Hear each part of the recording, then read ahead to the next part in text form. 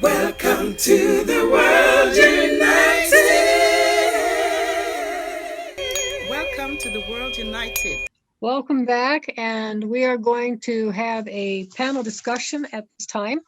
And we have our two presenters from our last presentation group. We have Rasa Tavagar and James Wolber. And we may be joined by some of this morning's panel. And I wanted to, and I'm going to throw this open to you because we are getting recurring themes, which is wonderful, throughout everyone's presentations.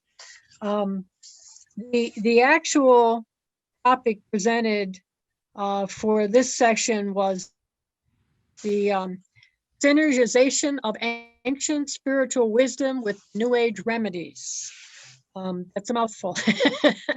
And prior, and I kind of see this blending, the optimizing of health practices to include emotional and spiritual aspects of health. So I think that I would like to know if you're open, and since it's, a discussion, I see you both have unmuted. That's wonderful. And just, James, if you want to start, Rasa, if you'd like to start, do you see those blended? Do you see a connection? I'm just going to give you the lead there. So just to clarify, the second one that you were mentioning, a blend between emotional and spiritual aspects in health, is that what you're speaking to there? Yeah. Yeah. What do you think, Rasa? You want to take it? Want me to jump in? You can jump in. All right. Yeah, I think that they're very connected. It sounds like actually interesting hearing Rasa speak, because it sounds like we do some similar work. For me, with the approach with energy healing work, which is my background, the physical, emotional, mental, and spiritual are all part of one whole dynamic. So I see them as being very integrated. And you can see that in your life. When anything happens on a physical level, we have an emotional response to it. We have beliefs about ourselves and about other people around that, about whether the world is safe, not safe, and so forth. So I feel it's very, very connected. And we can see, like, just in working with someone with specific issues, if you address the issue or the dynamic on the physical level, the emotional level, the mental level through psychotherapy or what have you, or the spiritual level, it always impacts all of them. So I think it's really important actually to take a look at it as a whole system and see the gestalt of what really serves with a given client or in a given situation. Rasa? Yeah, so I very much agree with you, James, what you shared. And I do see this connectedness that, if we talk about awakening consciousness, so awakening consciousness within is first. So we can use anything, any modality. We can use our mind, we can use our body to heal, we can use nature, we can use meditation. There are so many different ways for us to connect and go in deeper. And for me, the way I see it, it's going into those constricted areas where there is density, where the energy is not moving, to really allow that energy to move. And everybody can find what fits them the most. So I do see the connectedness.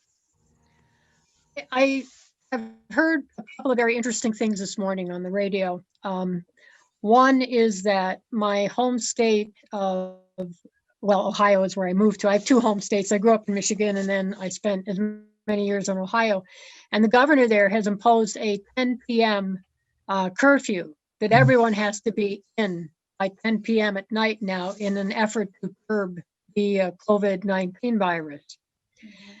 And I hear varying things about very strict restrictions on people's mobility. Now people are talking about wanting to restrict family gatherings for Thanksgiving. And then I found another interesting piece of information this morning, was that Apple reported that there's been a great increase in the downloading of meditation apps. So go figure. I mean, obviously we're dealing with an unprecedented situation, and you as people who are dealing with mental, physical, emotional health, what are you encountering, and what do you have to share about that? I can start. So what I'm noticing that often for change to happen, we have to be out of our comfort zone. We have to, if it's just familiar, even if it's disturbing, even if it's not good enough, we're not willing to change. We don't want to do something about it because we learn how to cope in that. So sometimes when it's more than we can cope with, that's when we're willing and ready to change and do something about it. So, so this situation is really helping us, in a way to go within, to look and see how I can find a space. There is so much chaos, so much disruption, so much disconnection. We're all missing this human connection. Like, how can we find some of that peace and harmony within us? And meditation is a great way to really connect to that deep essence of yours. Yeah, absolutely. I totally agree with that, Rasa. And I'm noticing with my clients coming in, a couple things happening. One, there's a delayed reaction with the stress that's building up. So much is hitting at once right now that people are coming in and not realizing how much burden that's putting with, like you were saying, the isolation.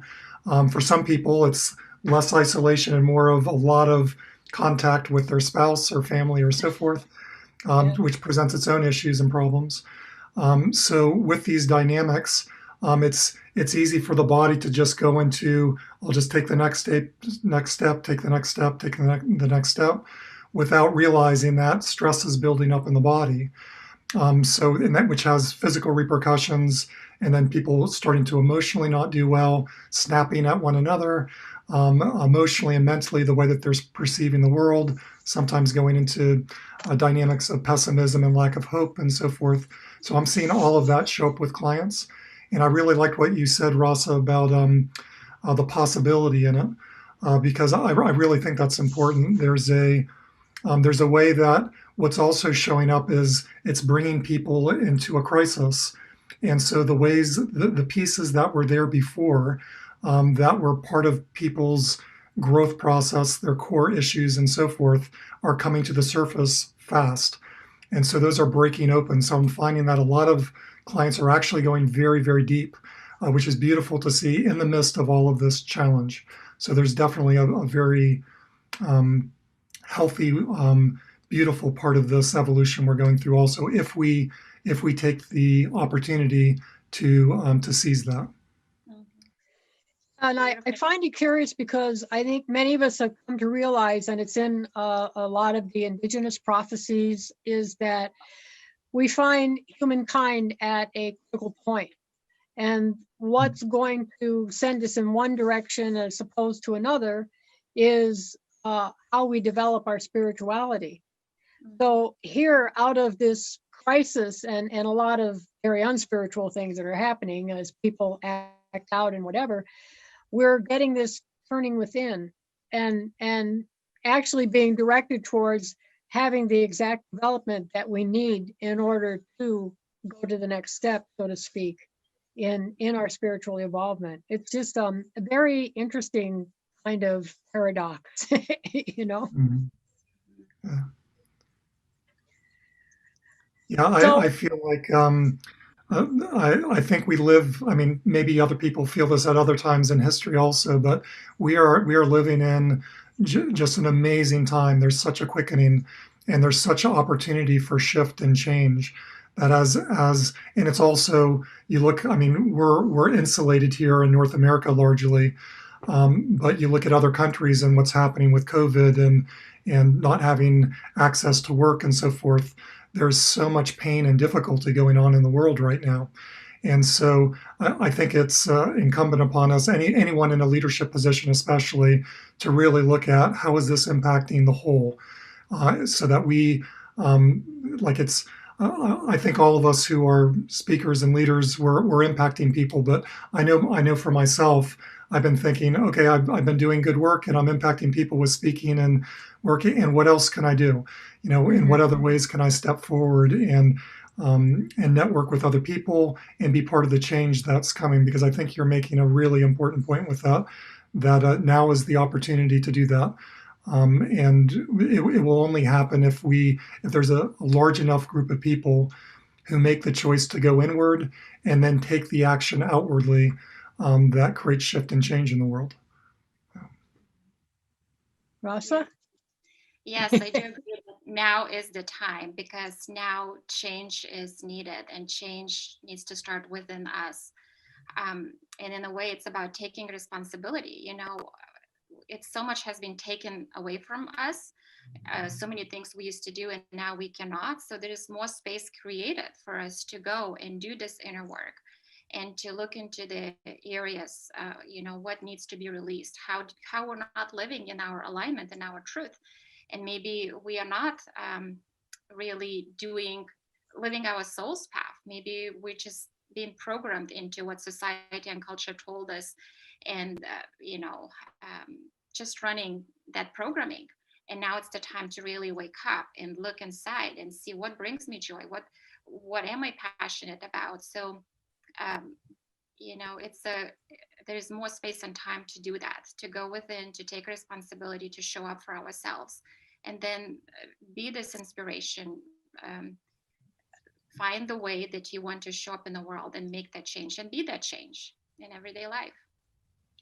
Yeah, and like you say, it's much more, the ground's more fertile for it now. And oddly, because people have had their jobs taken away from them. But then you have to find a way to reinvent yourself, you know. I mean, you just do. And now so people are turning to more creative. And it was interesting. There was an interview with a young actress, well, young, 57, who has been on a soap opera for most of her adult life. And she made the decision during their hiatus because, as you know, all the companies out well, everywhere, filming companies just stopped as of March, and they were totally shut down until just recently. And when it was time for them to come back into production, I guess the writers were going to put her on about a 4-month hiatus. And she said, you know what? I don't think I'm going to come back. And she was like, I'm 57 years old. I have contributed to the show. I've had a wonderful life on the show. I have wonderful friends, and it's time for me to do something different. And I thought, good for you, because that is the perfect time. You know, at 57, I mean, every time's perfect. It's like, it's this opportunity to take a look at your life and go, you know, there's something else out there. And people we tend, maybe you find this, but we tend to define ourselves in what we do. You know, ask a person who they are, and they'll say, well, I'm a teacher, I'm a cop, I'm a mailman, I'm this, I'm that. And that's what you do, but that's not who you are. And people are being separated now from what they do, and they have to find out who they are, right? And I imagine that both of you, you know, that's integral in your practices to help them touch base with that. Right. Yes. I see that, you know, because we disconnected from our truth, from our gifts that we came into this life having these gifts to share. And because we did something our parents wanted us to do, or the culture told us is the right thing to do, now it's the time to realize that it's not serving me, it's not serving humanity. And I need to come back to me, and like peeling like onion layers, like what is not me, which part doesn't belong here, and integrating and coming back to this inner wholeness and union. And from that place, like really shining your light and the gifts. Mm-hmm. Mm-hmm. Yeah. What do you find has been one of your greater challenges in working with people in the areas that you do? For me, I find that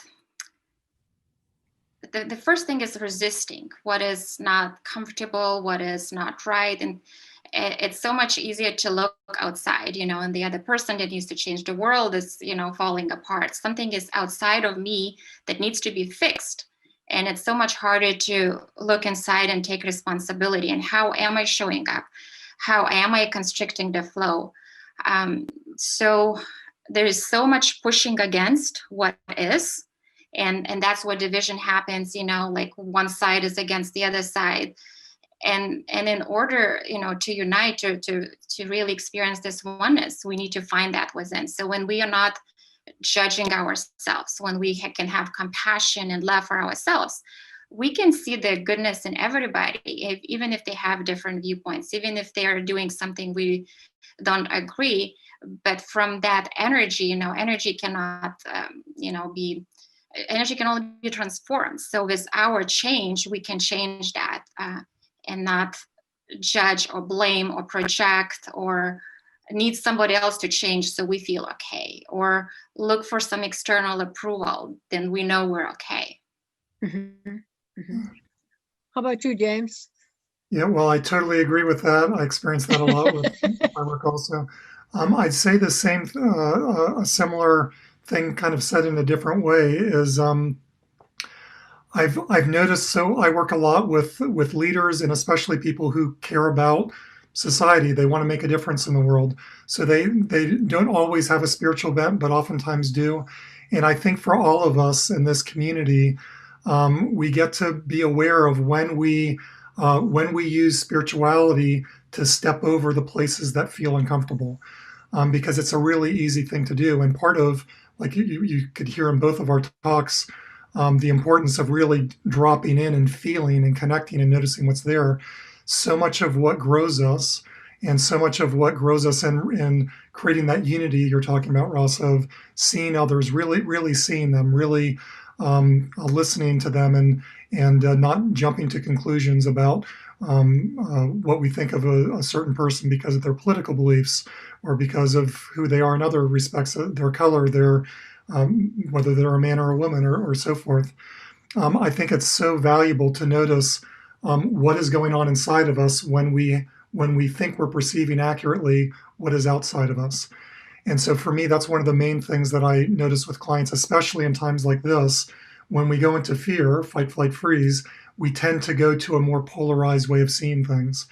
And so I've noticed with clients that it's they're doing a beautiful job with it, and that's the catch point. That's they're the reason that things are getting stuck is because part of them is trying to step over the brilliant reflection that their soul is giving them with a given circumstance in their lives.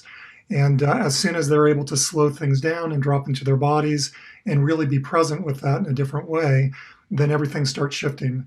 And that's not just internally with ourselves, but you can see that out in the world as well. So I just see that as a universal thing that we're getting to face, is really not doing a spiritual bypass with whatever or bypassing in whatever way, and instead really seeing and perceiving and accepting the world as it is. Then we can actually make change. Like that. It's that combination of seeing it as it is, but also seeing it, you want to see it, and be able to exist in the one, but also to be able to vision and hold the vision, right? Right. They have an interesting thing with the constellation work, which is it's like energy work. It's but with family dynamics or group dynamics. What creates flow and what creates stuckness, chaos. And it's fascinating. It looks a little bit like role playing when you see it play out. And it's fascinating when someone or a group is not looking at the truth or what's showing up. So Black Lives Matter, we've got it just showing up in so many different ways in our society right now. When we don't look at something that's actually happening, then no one does well in the society and the family. Like, it throws everybody off. And then once people start looking at it, then everyone starts doing better. It just shows how we heal as a group, and how quickly things can shift as well, with that. That's a very good point of not wanting to look into what's uncomfortable, like ignoring and just learning to cope and survive on that surface level.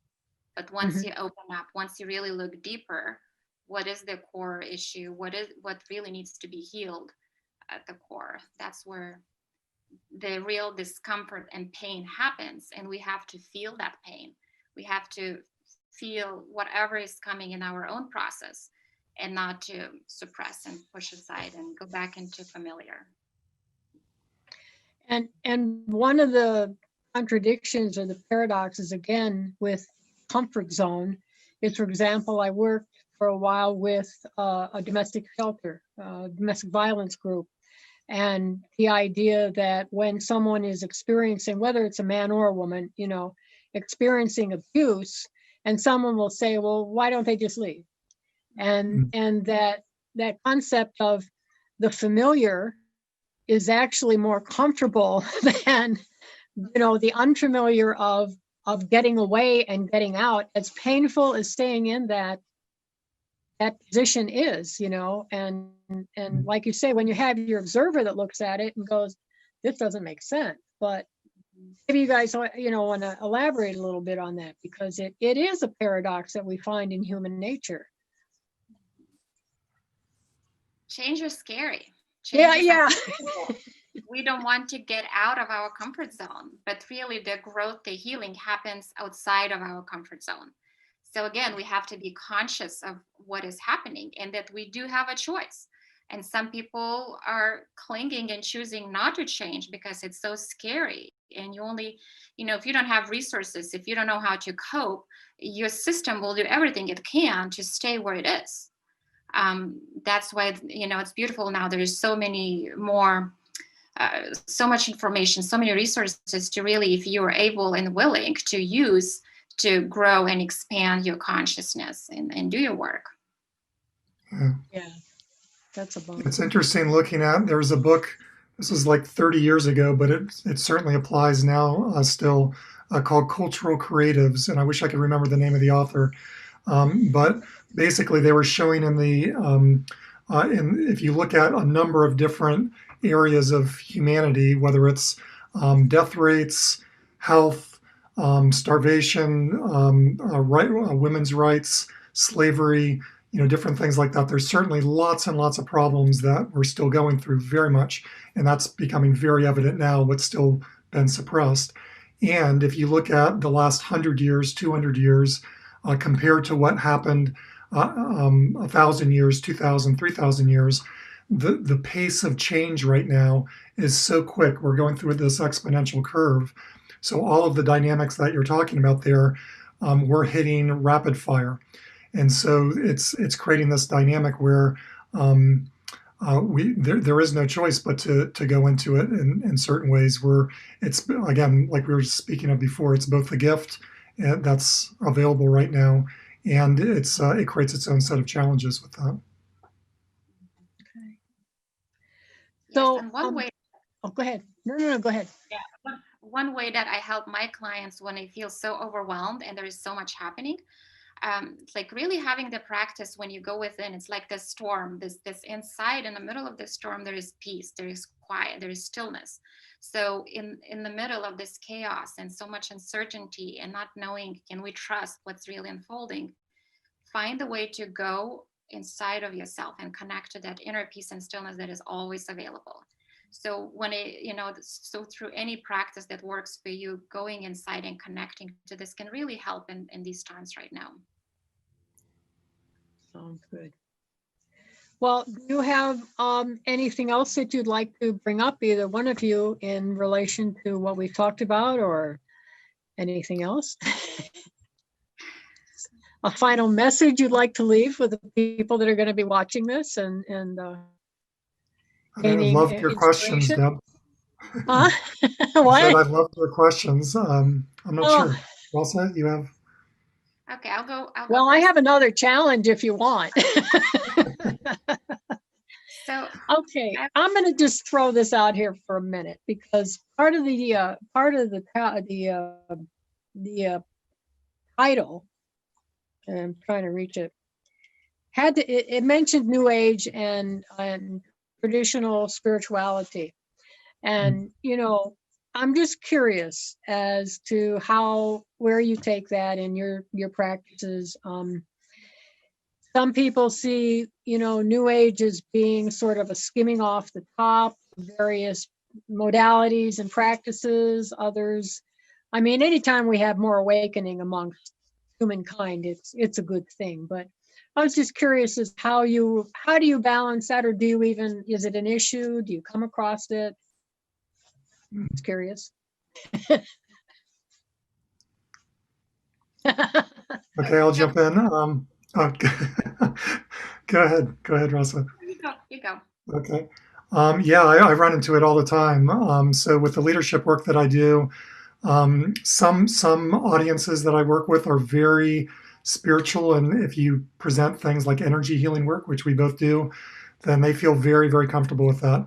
And with some audiences I work with, they have no idea what energy work is. They think that's the electric company. You know, they have no idea what I'm talking about. So I found that I have to really, over time, I've shifted my languaging, and when I'm with a group that I know that what their languaging is, then I'll use that. But I tend to go toward languaging that I think will be more universal, more accessible.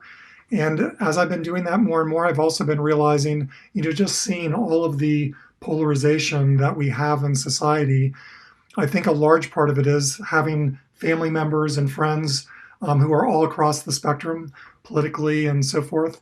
I really believe that we're much more similar than we are different.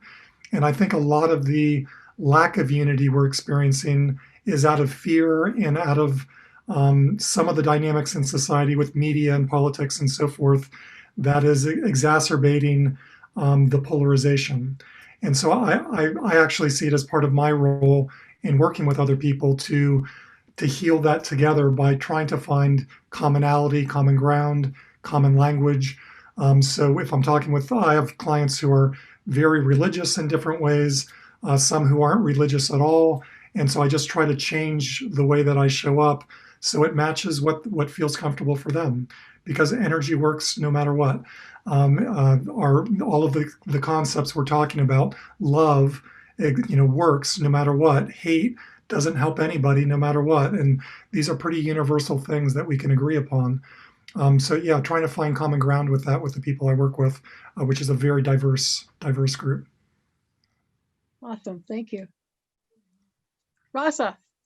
So as long as there is no bypass in saying, okay, I'm in this new age, sometimes some people focus on only good and positive and kind of suppress and put aside all the pain and, experiences that bring unease in us.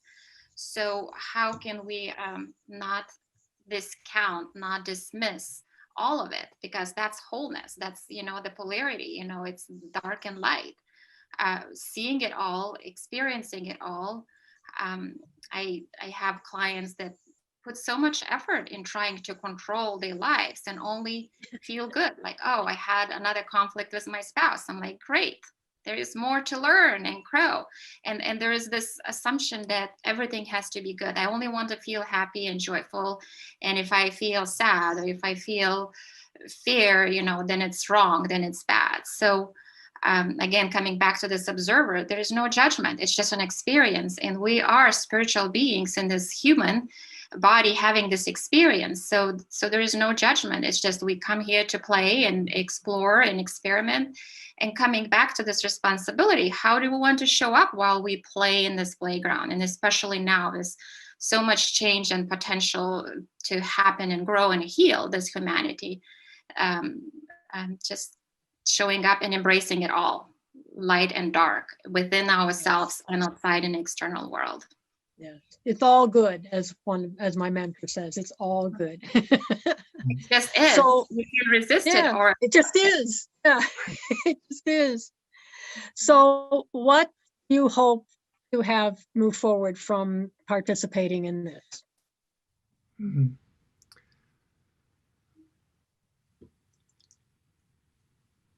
I'll go ahead.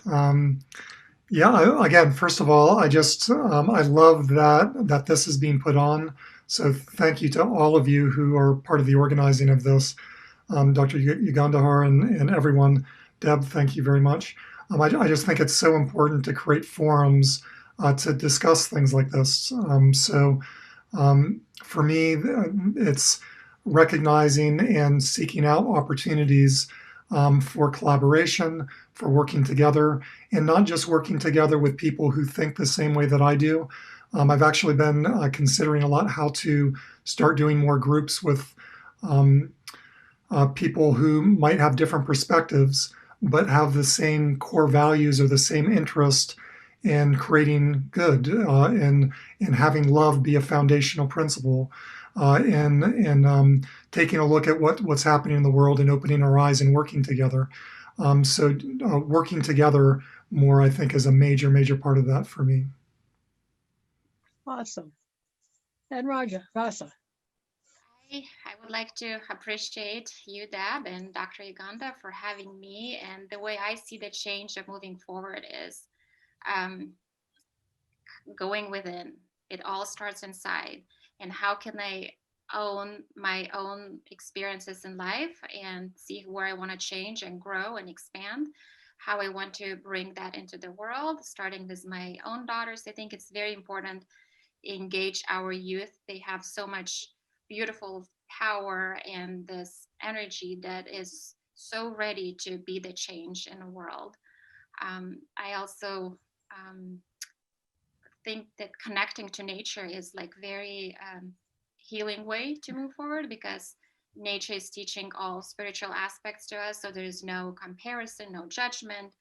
The flowers or the trees don't judge each other, that they're different. It's like, how can we learn to just accept our differences, and the nature is not rushing, like, oh, it's still spring, it has to be summer. Or it's just really allowing this natural flow and very much living in the present moment with what is, having that vision, believing in the unfolding and seeing what we want to happen, but yet fully showing up in the present moment.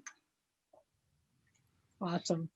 I want to thank you both. It's been wonderful. It's been a privilege and joy, and I hope that we get to cross paths again sometime soon.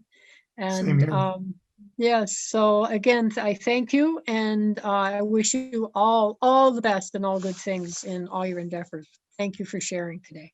Thank you. Thank you. You too, Deb. Thank you, Rosa. Okay, bye-bye.